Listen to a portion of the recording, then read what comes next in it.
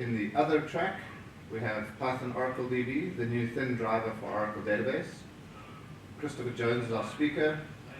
Christopher's a senior principal product manager working with the Oracle database data access team on APIs for languages including Python, Node, Go, PHP, and ODBCIC.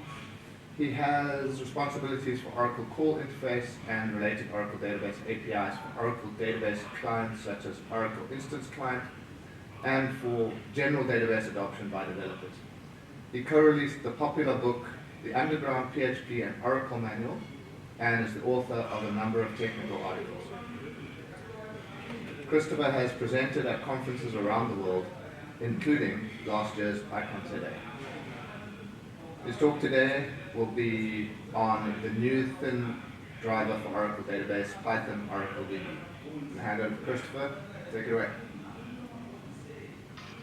Thank you very much. I don't think I need to say anything after that, except to thank obviously the conference organisers and the sponsors for putting on such a great conference. I saw some of the photos from yesterday. Shows there. Here I am in Melbourne, Australia, another green and gold country speaking to you in your green and gold country there. Some of you may have attended my talk last year. This time we have some great big books. Let me get straight into it. A very simple agenda. I'm looking at what's new in the world of Oracle database and Python. Dive straight into some coding numbers. As you know, Oracle is quite big in database space. Python drivers are very popular. It's popular open source drivers. 3.5 million downloads a month, things like that. So you're bound to come across us in some way, shape, or form in your path.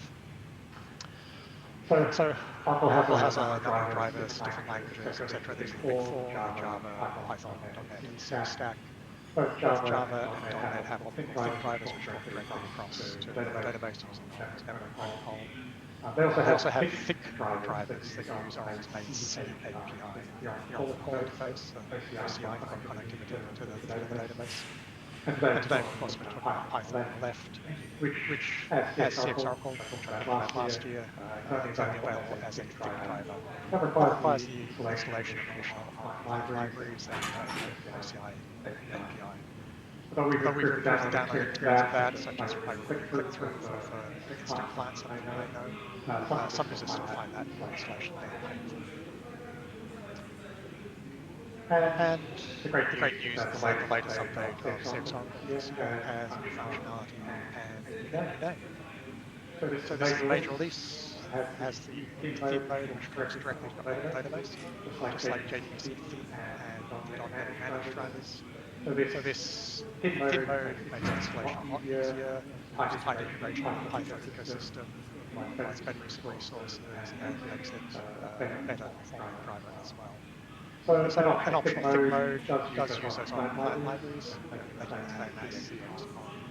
The one slight difference between Java.NET and Python is that we have the one driver, we have two modes. You don't need two drivers, one swap backwards and forwards. I should throw out a quick sidebar comment to say that this actually is quite a significant release for Oracle as a whole, because the Java.NET drivers are binary releases, proprietary releases, and so Python-oracledb is the first open source implementation of that network protocol database. And so third-party driver maintainers, some of the great drivers, some of the trust as well, those driver creators are able to look at our reference implementation and hopefully come up with some great work. So take-home points, if you leave the session in a few minutes, I want you to remember these few things. This Python-oracledb is just a renamed update from CX Oracle, so it's just a standard upgrade for our existing very popular Python driver for Oracle database. It has a thin mode, so the Oracle client library is not needed for most people.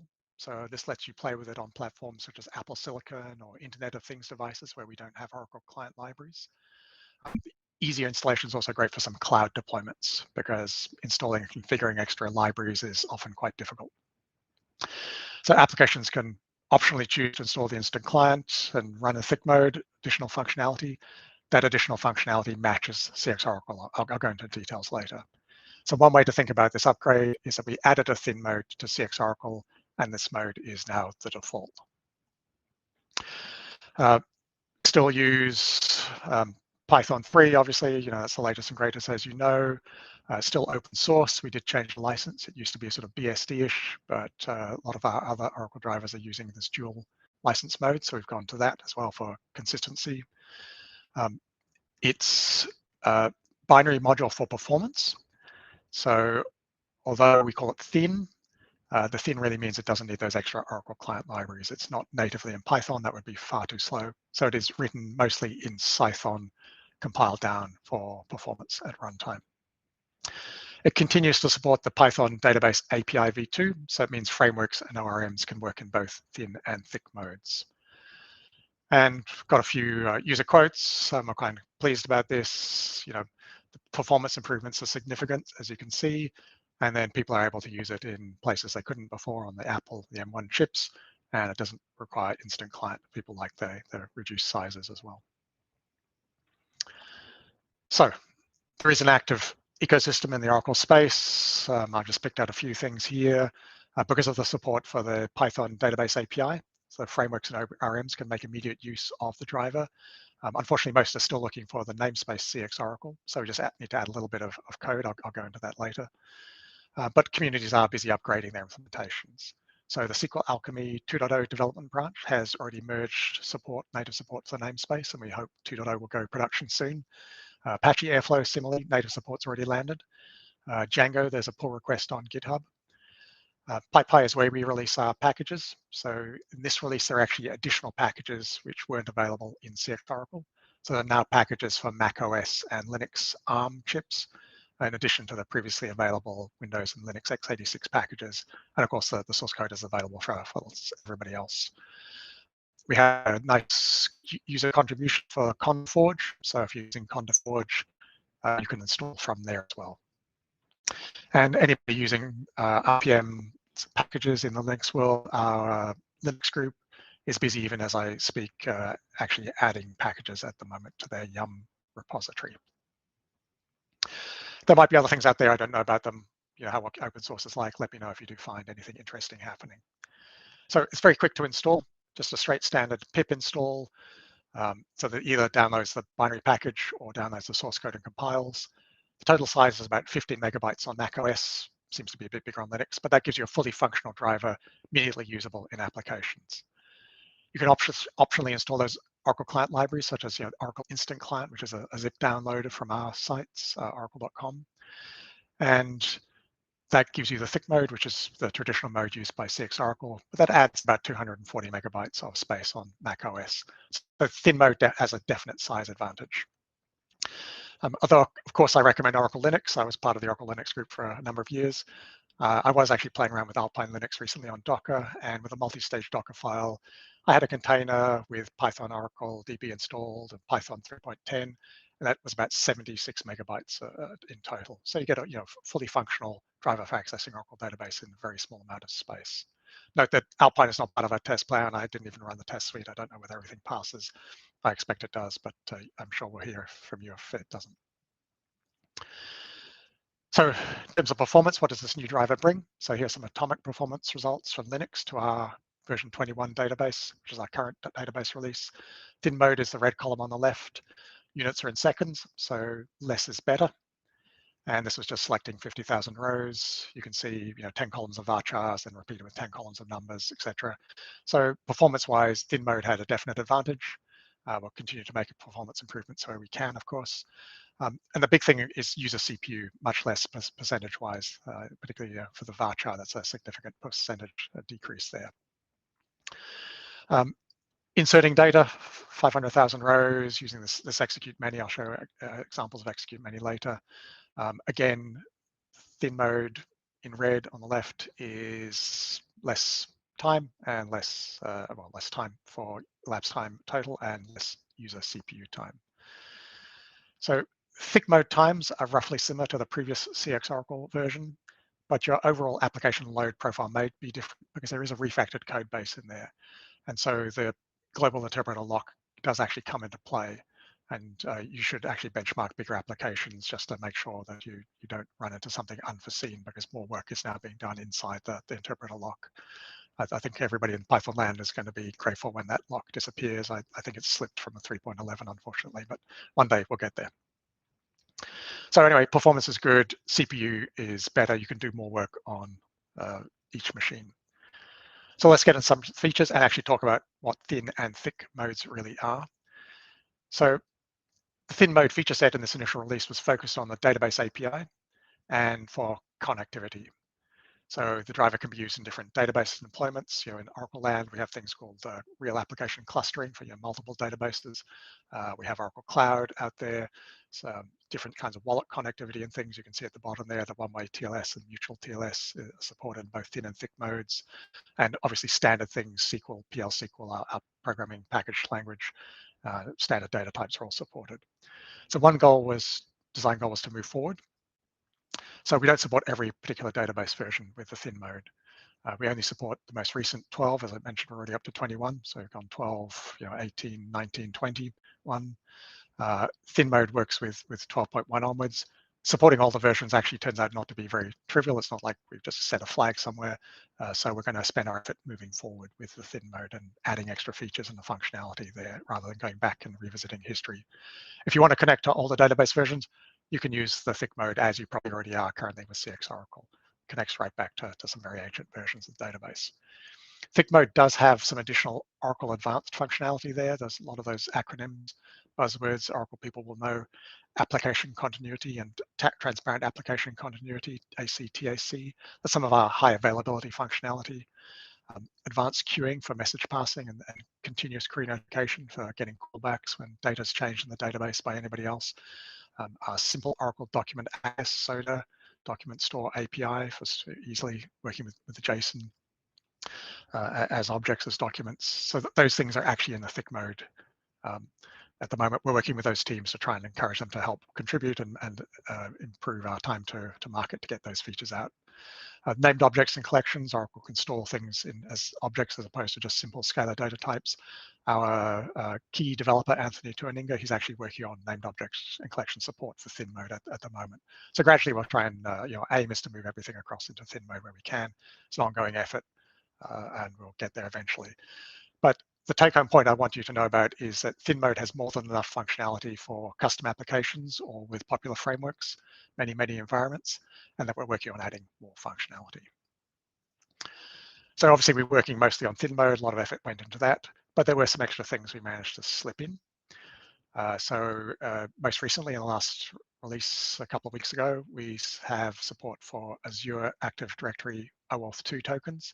So if you're in our sort of Oracle Cloud world, your administrators can give you access to the database with tokens instead of username, password, credentials. There's Oracle defaults object for some common application-wide defaults. I've got some examples of that later. Advanced queuing team. So they've been adding some support there, which is great. That's a thick mode feature, but they've added support for recipient lists and JSON payloads and getting message IDs. So we're really grateful for their contributions as well.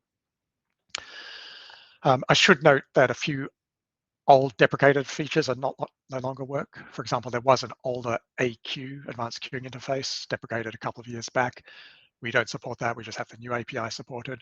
But many other things which we did mark deprecated in past years, they still actually work in the new driver, which is going to make upgrading easier for people who haven't already made those changes in their existing CX Oracle code bases.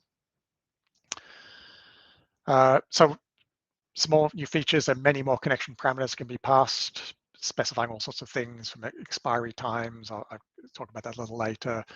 Tagging and all sorts of bits and pieces, sharding keys, some of these you could pass before, but we've got many more now. And there's also a couple of new classes there. There's connect params and pool params if you're creating pooled connection pools. So you can encapsulate some of those parameters better if you want to pass them around and encapsulate things in a more object-oriented manner. There's some subtleties about the modes which these parameters apply to for various technical reasons. Unfortunately, I can't make them all work in all modes, both thin and thick. So make sure you read the documentation about using them and make sure you're developing in the same mode that you actually intend to deploy on. So one final slide on the new features is about the development experience. So I mentioned that a lot of the code is actually the implementation of the driver is now in Python. There is a top layer of Python code on top of that, and we've been able to add annotations. So editors now have much better code completion in this case, as you can see in Visual Studio for the connect function. So overall deployment's easier. We've got easier install, and development experience is easier as well. So let's look at using Python-oracledb. So connection management, perhaps the biggest change for applications. So I have a kind of focus that on the slides before I get into the demos. Once you're connected and subject to feature availability, things will work the same mostly in Python-oracledb as they did in CX Oracle. And I've got a few slides just highlighting a couple of the differences going forward. But all of our traditional recommendations you can read on the web about CX Oracle, about connection management, reducing round trips, the network traffic between the application and database, they still apply. They're still good things to do. You still want to use things like bind variables. So bind variables are placeholders in SQL statements. So instead of concatenating data into the SQL, which leads to SQL injection attacks, use bind variables. All of those things work the same way as they did in CX Oracle as they do in Python-oracledb. So I mentioned the install command. The thing I wanted to highlight here is that has a dependency on the cryptography package that will automatically get installed, and so you want to make sure you want to keep that up to date. Just a general security recommendation, of course. So pull that in. Optionally install instant client libraries if you want that thick mode. We've noticed recently that some platforms, for example, AIX, don't have cryptography package easily available. In fact, more likely they don't have the tool chain needed to build cryptography. So if you don't have it available, just install without dependencies with a no deps flag there, install instant client libraries, and then just use the thick mode only. I don't think many of you will fall into this category, but some of those platforms, AIX, you might see in a sort of government institutions, so you might come across it. So upgrading from CX Oracle. So say you have a code base, it's CX Oracle, it's out there, it works, it's fine, but you want to take advantage of some of the new functionality like the better performance. One easy way is to just change your code to import OracleDB, give it the name CX Oracle, or obviously you can do a search and replace throughout your code, change the names. Note that the connection and pool creation APIs now require named parameters. So you have to pass the user equals, password equals, DSN, the data source name in by name. That's part of the DB API standard, which we were not following before in CX Oracle land. But now you have to do that. If you don't do it, you get an obscure error message, which unfortunately comes down from the lower layers, which we can't do too much about. So the driver starts in thin mode. I don't know whether you can see across my face, but the sun's coming in as it's setting here in Melbourne, Australia. But the driver starts in thin mode, so nothing else needs to be done if you want to use the driver. But if you want extra thick mode functionality, you now need to call init Oracle client. This function was available earlier in CX Oracle, but now it's the method that we use to toggle from that thin mode into the thick mode. Of course, you need client libraries available as well. So this call is the only way to enable thick mode. Once it's called, you can't go back as well. Of course, if you're upgrading an app and you've got this call already and you want to try thin mode, you're going to need to remove this call. So in detail in Mac OS on Intel chips, where we have Oracle Instant Client, you would call init Oracle Client and you pass this libdir parameter, setting that to the location where you have those Oracle Client libraries. Similarly on Windows, here you're using the raw string, so the backslashes are treated as directory separators. I would note, however, that typically on Windows, you might be setting the path environment variable to contain that directory. And if you're doing that externally, I wouldn't pass the libdir parameter because you could end up with clashes if they're not set to the same things. So just to use one or the other, either pass libdir or set the path environment variable. On Linux, for reasons to do with third-party library linking, libdir doesn't do what you really think it does. So, and you always need to externally configure the library search path through the Linux LD library path environment variable or ldconfig system-wide before you actually run Python. So on Linux, don't pass ldlib. You can, but it doesn't do what you think it does. So I recommend avoiding it. And of course, if you don't call init Oracle client, then you're just going to end up in thin mode. So, the driver starts in thin mode, so nothing else needs to be done if you want to use the driver. But if you want extra thick mode functionality, you now need to call init Oracle client. And this Some of the other changes which you might see if you're trying to upgrade applications. So in thin mode, we can actually give you more information about error messages. I mentioned bind variables before, placeholders and SQL statements. In thick mode and CX Oracle, you kind of got this obscure error message, not all variables, wasn't particularly helpful, which one was the problem. In thin mode, Python-oracledb, we can actually tell you which bind variable was in the SQL text, but you didn't actually supply any value when you call the execute function. Similarly, some connection parameters are much better. We can actually give you more information about what you failed to connect to, so you can then go and say, oh yes, actually I wasn't passing the right machine, I thought I was connecting somewhere else, go and fix my connection string. So we've been able to improve some of these things. I should point out, by the way, that in the next version of Oracle Database, we've done a lot of changes to the error messages, and so some of those will change when you get up to the future versions of Oracle Database. But for the moment, you can take advantage of these benefits in Python-oracledb. Unfortunately, because we're using lower libraries in Python, because they've got differences between platforms, because they reuse error messages for different scenarios, we can't wrap all of them nicely. So some of them actually have gone slightly backwards in my opinion, but we just show you what's that lower library returned to us. In this case, it was error 61, connection refused. This particular case probably means there was no Oracle database on the machine that you were trying to connect to, or quite commonly, perhaps the firewall was blocking some connection through. We'll try and improve things where we can going forward. So,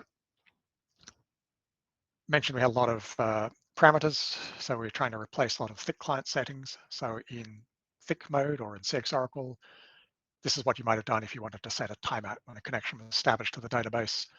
You didn't want to sit there waiting for TCP timeout if there was a network problem. You wanted to come back within 5 seconds in this case, so the user could get a better error message, or so you could trap it and retry.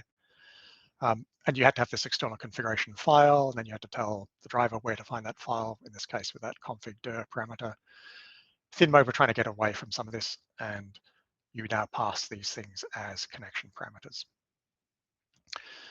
So thin mode does not read those SQLnet.ro configuration files. However, it does read, if you know the Oracle landscape, files we call tnsnames.ro files, which contain aliases for connection, for the DSN aliases. So you can just use a simple alias for the name instead of having to pass the host name, etc., as part of your connection string. So both modes read TNS names, only thick mode reads SQLnet.ro files. So this is an obligatory slide. We have Oracle Cloud out there. It is a popular cloud environment. In particular, if you don't know it, it has a free tier of services. When you sign up, you get access to pretty much everything for 30 days. And then after that, you get access to just the core services, database and compute instances and a few bits and pieces. But that's a really handy way for testing the Oracle world, because you can just spin up a database really quickly there and connect to it. So I have to get an obligatory slide just to talk about it.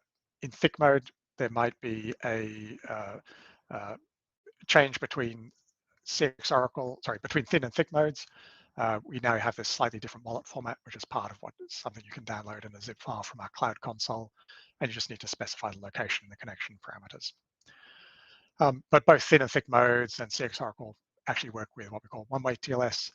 So as long as on that cloud console you've whitelisted, allow listed, your machines for which hosts where you're running Python you want to be able to connect, or subnets you want to be able to connect to the cloud, then you can just pass the database credentials. You don't need to worry about any of those wallet things. Okay, that was it.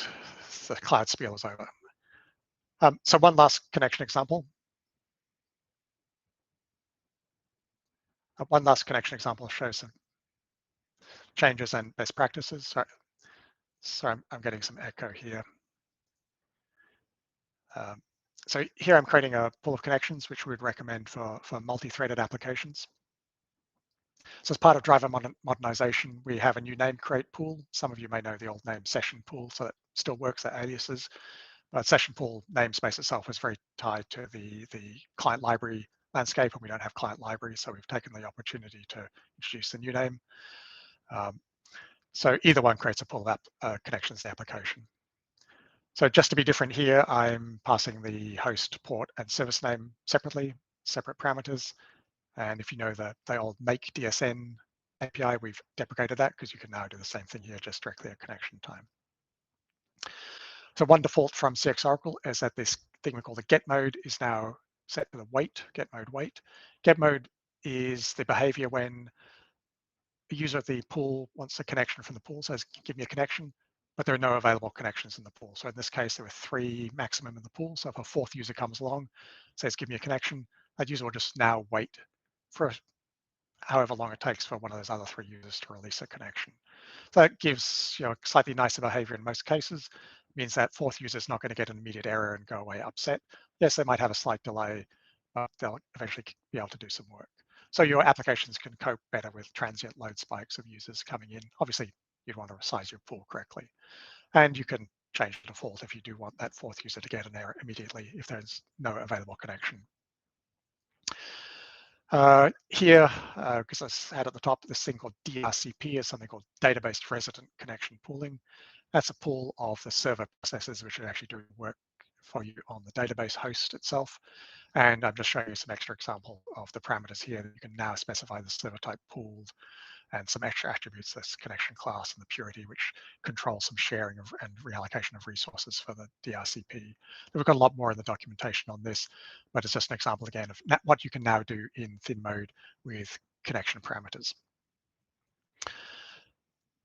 Okay, about to go into demos. So one non-connection difference is in globalization. So the thin mode doesn't attempt to re-implement all of Oracle's long-standing national language support library functionality. That's part of the Oracle client libraries. That's a huge undertaking. So how do you get localization when you want to do a query, for example, in this case into German?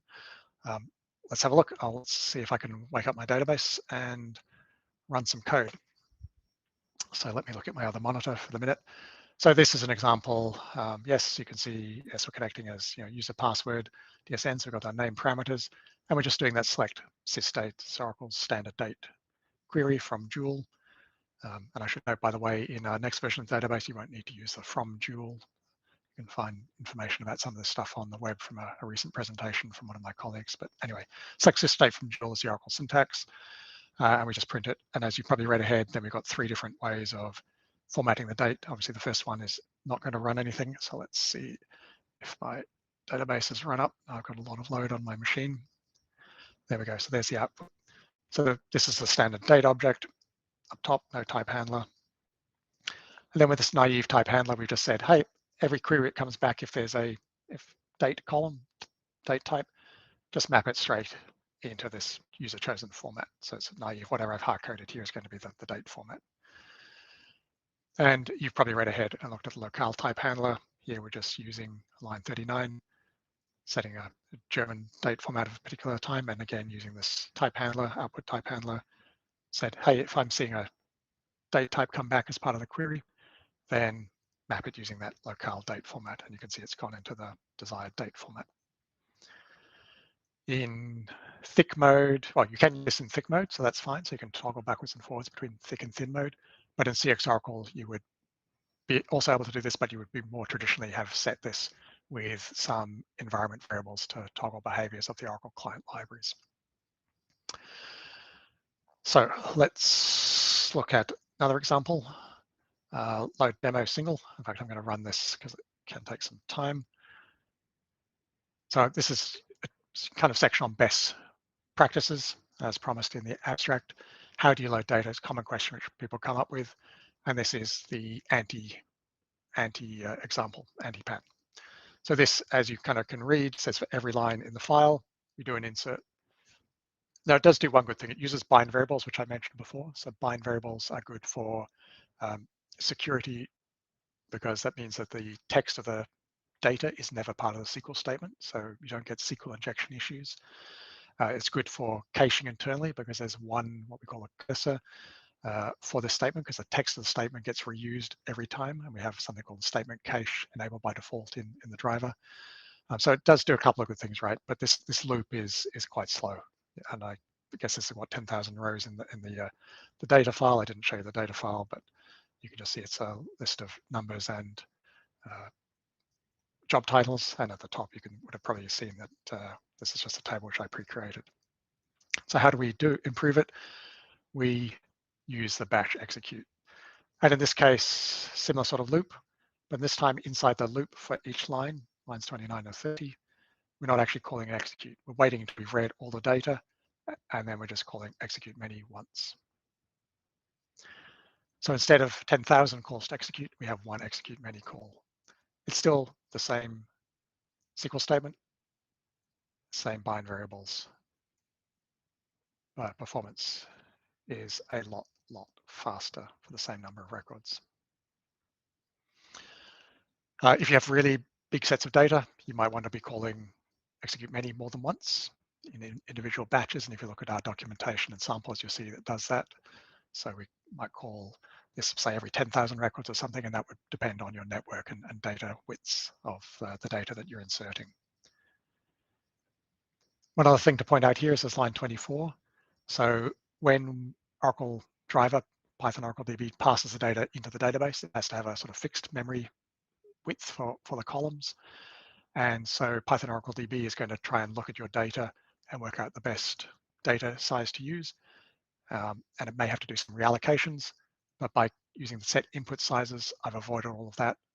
Upfront, it knows the maximum width of the data that I'm expecting to insert. None just means use the default for number. We don't really have a size for number types. 40 matches the varchar 2, as you can see up on line 2. So that avoids some reallocation, so that's also a performance benefit. And let's run through quickly and want to look at fetching data. So we've looked at loading data. Key thing here is that we have something called array size, which is an internal tuning parameter. So it's used for sizing a buffer inside CX Oracle memory. It doesn't matter, you can see I'm using fetch all here. It doesn't matter whether I'm using fetch one or fetch many. The behavior of those functions from the application point of view is not going to change. But this internal buffer is used for allocating memory to store rows, so the data can send back chunks of rows at a time. So let's have a look at fetch lots. So this is tuning scenario if you don't know how many rows are coming back. If you have tens of thousands of rows, hundreds of thousands of rows, you can see that I can play around. That was the default size 100, and I can play around and change the tuning size. And you can see by increasing the cursor array size from 100 to 1,000 on the right-hand side, so significantly reduce the amount of time taken to fetch that data. You want to tune in your production environment, which is where your network's under the most load, where your data sizes are big. Obviously, you can take some guesses in your test environment, but you really do need to do the final tuning in the production environment. So again, internal tuning parameter, setting it here per cursor, and you might have looked up here already. You can set it as a global as well as you want, but that's going to affect every query in the application. So you probably want to set it per cursor. One other thing to do in terms of tuning is if you have a fixed page, common thing to do, you're just fetching a page results at a time. And here I'm fetching 20 rows. So that if you look down in the SQL, I'm saying fetch next rows and binding in n rows, so 20. So I'm selecting every column, but just 20 rows at a time. The trick here is I'm using a second tuning parameter. Why there are two, long story. We deal with it, it's to do with different layers of code and libraries. In this case, I'm not showing you times, but I'm showing you round trips when it wants to wake up, and I can't quite see behind my other monitor, but you can see it just says it takes one round trip. And that's because this prefetch rows was the +1. If I change that to 20, or even the default 2, then you'll find on my little port loaded machine that is taking 2 round trips. So that's just a kind of FYI, add the +1 if you're doing paging of data.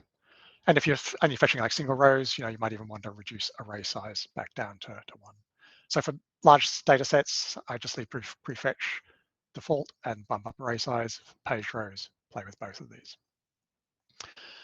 Lobs, we have the new parameters for defaults and recommend setting it to false. Let me just run that quickly. Both cases you get data back, but the data comes back as different types. So in the top example, we're getting back as a clob, and then we have to do a read on the lob. The bottom of fetching it back directly as a string, much more efficient, uses different code paths in the database, much faster if I was to time this for you. So you've got this new default you can set, and it obsoletes the code which I'm showing at the top, which you might find in some of the older documentation. Old code still works if you like, but you can swap over to the new one. Fluff's demo, just wanted to point out two extra tuning things. I won't actually run it. One thing, this is creating a connection pool. So Flask, often used for web apps, so you want a connection pool in that case. But our real world performance tuning team like fixed size pools. They don't like pools which shrink and grow because that adds extra load to the database. So use a fixed size pool. And the other performance thing here is I'm just running execute once and passing in multiple statements. So that's one round trip to the database. So there are a couple of tuning tips, pool sizes, and bashing things up to reduce round trips. And the final thing I promised to show was SQL Alchemy. So this is a code snippet, which is in our documentation, if you like. And if you add this in your files before SQL Alchemy is used, then you can use SQL Alchemy 1.4, the current release, with OracleDB. I should point out you can use this in Django as well. Big shout out to those communities for their test suites, which we've run. We've run with OracleDB, they pass, it's all very good. We found a lot of things in our early implementation days. And the rest of this demo I won't particularly need to go through, but you can see just different ways of connecting. And I've got some of these in some blog posts out there. The top one is the sort of standard method you might know, has some limitations if you start passing in some of the other Oracle syntaxes, which also have question mark parameters. So you can use this connect args system. And if you look at the bottom example, you can see that I'm just passing in some of these other parameters. So expire time is good for keep alives across firewalls, which kill connections. TCP connect timeout, as I mentioned, you have connection establishments taking time. You want the users to get back an error. So that's it from the demos. I won't run that. But 2 slides quickly on futures. So all of our work is going to be adding more functionality into the thin mode. We're not going to be adding extra functionality into the CX Oracle namespace, but we might release some packages. Obviously, Python 3.11 is coming up soon, so we might release some binary packages to give you some time to cut over if you decide you want to do that transition to the new driver later. Want to add more functionality from the database when that comes in. We want to add functionality which is missing at the moment. And obviously, you've got user requests. Async IO has been an outstanding one. Now we've got the thin driver, that becomes a possibility. It's a big project. Might need a different API, probably will definitely need a different API. So just hold your breath on that. Watch the GitHub forum and get involved when that starts to eventuate. So to wrap up with my last slide, finally, Python-oracledb is the new name for CX Oracle. It's just a major release, like all other major releases you've upgraded from in the past. Remains compatible with common frameworks and ORMs, both thin and thick modes. The thin by default gives you greatly improved deployment. It's quick, lightweight to install. Environments without those Oracle client libraries can easily access Oracle database, and this mode has the performance benefits. Thick mode supports additional Oracle database features for extended functionality. We'll endeavor to add that into the thin mode. There's also the improved development experience, allowing more control over connections from within the application and giving that nicer IDE integration. So we're excited about the future of Python-oracledb. Opens up new possibilities for applications, and we really hope you share that enthusiasm. I'll just leave you with some resources. So thank you very much for watching this presentation, and thank you again to the sponsors and organizers for the conference. Wish I was there with you, but please do contact me if you have any questions. Christopher, and from this side, just a round of applause from the in-person room.